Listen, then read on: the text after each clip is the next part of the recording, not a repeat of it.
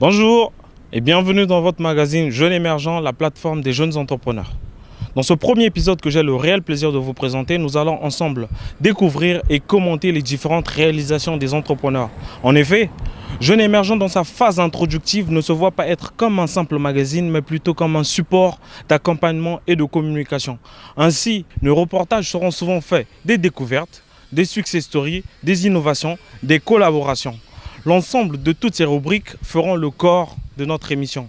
Mesdames et messieurs, une fois de plus, bienvenue. Considéré comme un élément qui nous permet d'accentuer les vitalités du corps, le sport, comme cela nous a été défini à l'école, est un ensemble pratique et régulier des exercices physiques, menant ainsi à la bonne santé.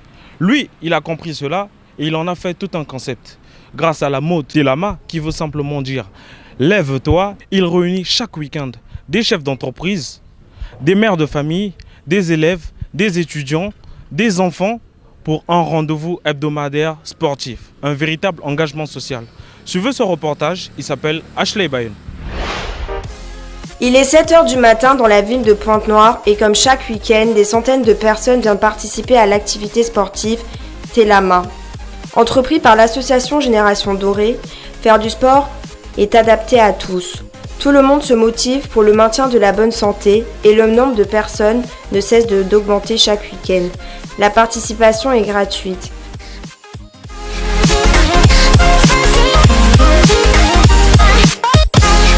Au début, vous étiez à combien de participants?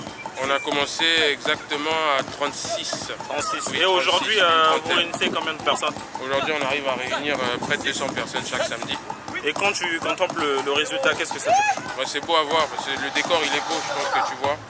Ça fait plaisir de voir que des familles même viennent faire sport. Tu as des pères de famille qui viennent avec leurs femmes, leurs enfants. Et c'est ça justement les valeurs du sport qu'on veut inculquer. Inculquer la valeur du sport est l'un des grands défis à réaliser de la Génération Dorée. En complément des séances sportives, l'espace santé Woumela est animé bénévolement par les médecins membres de l'association. D'une colonne à une autre, se lie par l'exécution parfaite des enchaînements physiques. C'est le moment de rejoindre la troupe Génération Dorée.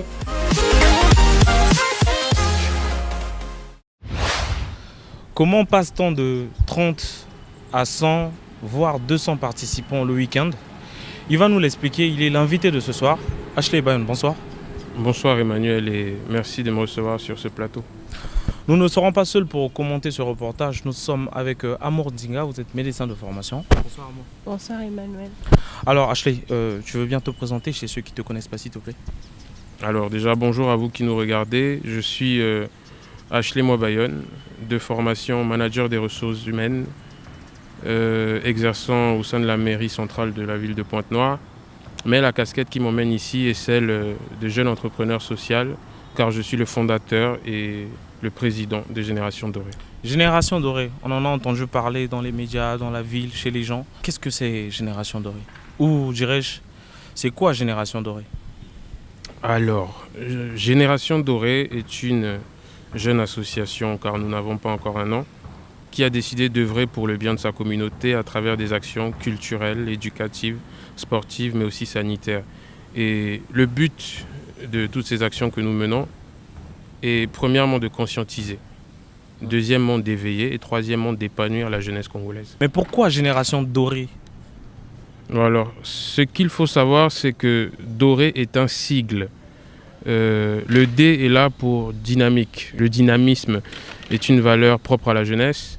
Le O est là pour outiller. En parlant d'outillage, nous faisons allusion au savoir et à la volonté de faire les choses pour la communauté. Le R est là pour rigoureuse, une génération rigoureuse et pleine de précision. Le E accent aigu est là pour édifiante, parce que Génération Dorée veut être un exemple pour les générations actuelles, mais aussi celles qui viendront.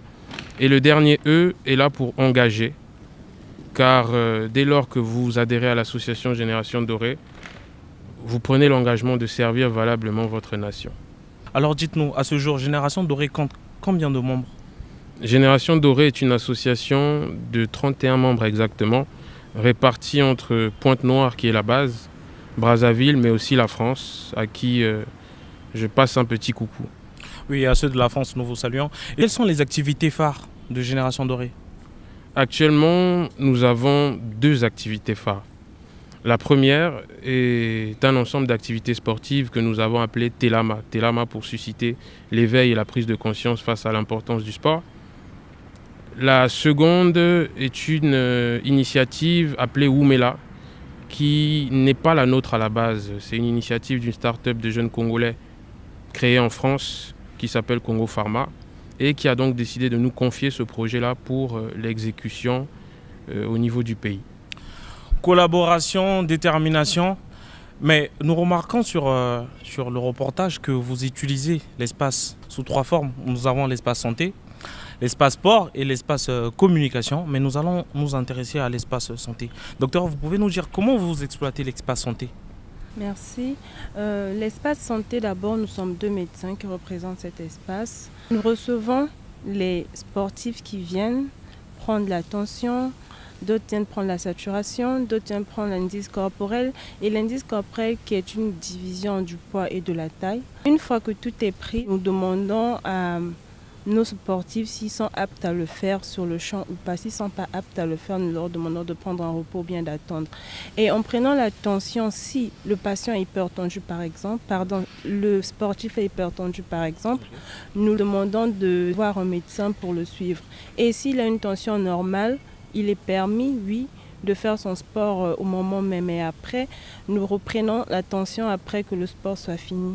Et par rapport à là, c'est juste une prévention. Pour tous qui ont des difficultés de santé, vous avez des fichiers où vous transmettez aux hôpitaux, où vous avez des références que vous leur donnez?